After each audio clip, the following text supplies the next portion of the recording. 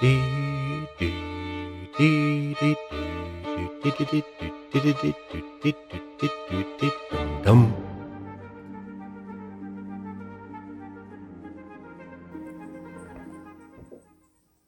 Oh, why, hello. I did not see you come in. Welcome to my abode. Welcome to DM Masterclass. DM not for Dungeon Master, but for Design Musings. This is a segment where I will opinionate and discuss designs of games, board games, role-playing games, maybe even video games, and where we discuss a variety of topics of why we actually play games and what about them entices us so much. Now, I am a graphic UX and game designer of serious games, and I'll go into that one day, what serious games exactly are. For now, you just need to know that serious games are games that address topics that are not easily discussed in communities and help people bridge the gap to make those topics discussable. Now, the one game that you might know me from is Vindication Chronicles. For me, the aspect of story is very important in games, and hence the title of the overall channel, Story Tiles. Now, at a very young age, I was introduced to board games through my brother, who played Risk and Axis and Allies and voraciously kicked my behind in those games. And then I kind of went on to role-playing games, which, of course, as we know, are more cooperative, where you build stories. I also used to make models of landscapes and card games that didn't have any boards for conventions. I took a hiatus between 2002 and 2017, and when I came back to board games, my primary interest was in dungeon crawlers because they typically had campaigns, story campaigns, and they closely resembled the RPGs, the tabletop role-playing games that I remembered from my youth. Now let's get to the question of today. What is fun exactly, and how does it apply to games? Fun is an experience that creates a chemical reaction in our bodies, endorphins, adrenaline, call it what you will, mostly through the connection with other people, social connections that we create in activities that we do that relax us, that excite us. There's something called self-determination theory, SDT for short. SDT maintains the principle that there are three factors that create a sort of lasting, pervasive happiness within us all, regardless of the activity that we do. But these three tenets need to be present for that to occur. The first one is autonomy. Autonomy is the self-authorship of being able to make your choices meaningful within the environment that you're acting within. The second one is mastery. And mastery is a factor that comes into play when you are learning on the spot and you become better. You're improving yourself, or you're improving your character or avatar in games, and they become better. The third one is connectedness. And connectedness means that you are connecting to other people, something that we refer to as the magic circle in games. For now, it's interesting to know that the magic circle is an agreement, a silent agreement to abide by the rules, that everyone works towards the same goals in the game, whether it's playing against each other or playing against the game together. In role-playing games, you connect to the world, because role-playing games are like stories. They are like movies or books where you have a willingness to surrender yourself to the material that is presented to you. Role-playing games are really good at immersion and practicing your imagination and really getting a sense of connectivity with the world. But board games are now more and more adopting role-playing elements to present that feeling towards gamers. So how did this all come about?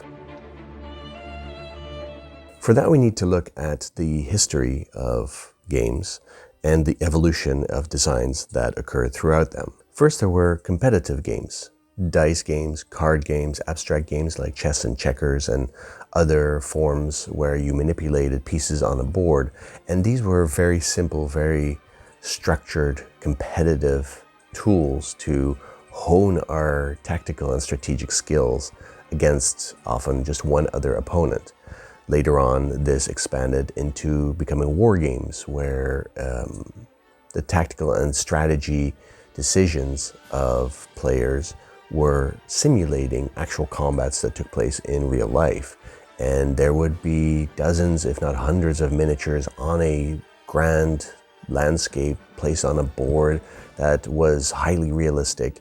And it was really just a simulation of how a battle would go or could have gone. As sort of a counter aspect to war games, role-playing games came along, which were completely the opposite. They were very free-flowing, required very few tools or components. They were all about storytelling and imagination and open exploration of the world. Combat, yes, was still very much, to this day actually, a factor within role-playing games, but it was more about the communal story building. And you can already see that autonomy became really the overarching tenet as opposed to mastery, which had come with all the games before. Connectedness would still be a thing with other players. You would have a game master or GM. In Dungeons & Dragons, that's called a DM. And you would still have this connectivity with other players, but you would also be connecting to the world, which was a massive evolutionary step. Board games also did not stand still. Board games 1.0 were games that were kind of parlor games. Roll a few dice and move a pawn across a board that may or may not have simulated life, or sort of a whimsical fantasy. And those games became what I call board games 2.0, more sophisticated simulations of maybe still real world situations like farming in the landscape or trading in the Mediterranean. Those games, well known as Euro games, also caused a counter-reaction where designers also wanted to simulate the role-playing experience. Most of those games became one versus many, where one person would again assume the role of a game master and the other players would sit around trying to solve the mystery of the story, walking around in a dungeon meticulously laid out on the table. And along with those very mechanical Euro games and thematic games came sort of a blended mode in between called the co-op game, or the cooperative game, where players would all work together and have still a goal that was very Euro game-ish. Nowadays, we have what we call board games 3.0, where Euro games have sort of blended into this hybrid RPG board game phenomenon with story and worlds, and where you can even play it solo. This is where we are right now, where there is almost no firm line between thematic games and mechanical games, because all games now have mechanics, thematics, and they have a social aspect. As a player, you receive a game, and the game is pretty much only 50% done. The player then still has to add their contribution to give the game its actual purpose, reach its actual goal that the designer had intended. And in order to do that, players can either play for the immersive experience, they can play to reach a goal, or they can just play to feel connected. When you're playing for an immersive experience, you may be playing a more thematic game, a campaign game, an adventure game with miniatures and scenarios and many maps that you have to explore, or legacy elements. If you're playing to reach a goal, you're often playing competitively with very many different types of mechanics, worker placement, deck building, area control. Many games nowadays have combinations of those. Then you could also just play for the fun of it, which we call party games. And party games often have very little in terms of components, because you don't really need many when you're sitting around a table with a group of friends on a Friday night and you have some drinks and you have some snacks and you just want to have some fun and you would just want to poke each other. There are take that games, or there are trick-taking games, and all through these experiences, design-wise and player-wise, flows a current of psychological needs to be expressed.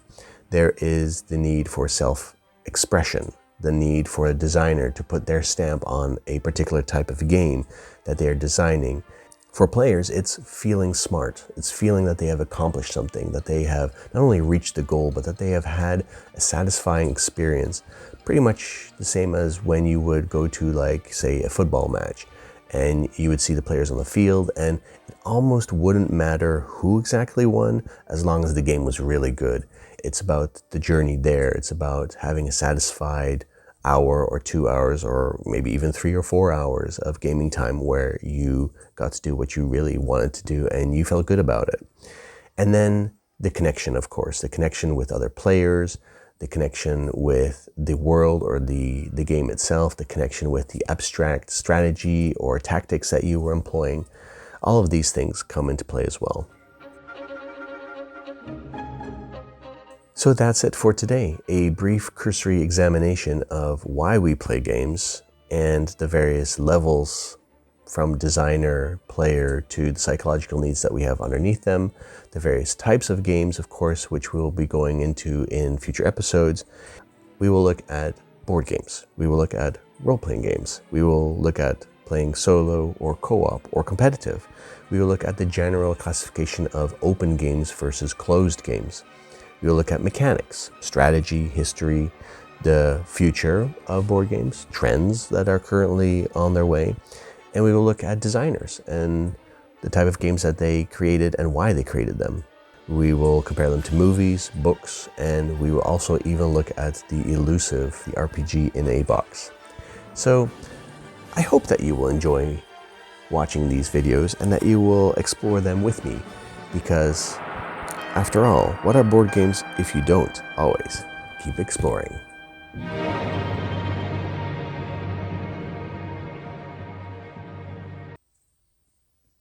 Oh, why, hello there.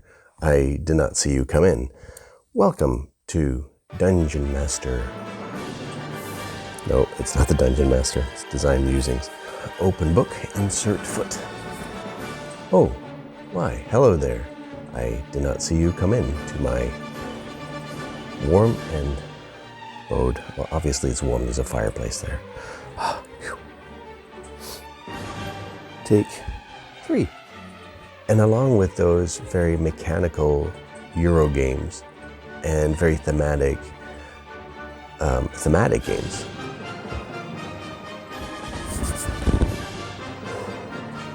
yeah, still not the same. Idea? No idea. Idea. How many games must a board collector have before his collection is too big? Yeah, better stick to games, not music.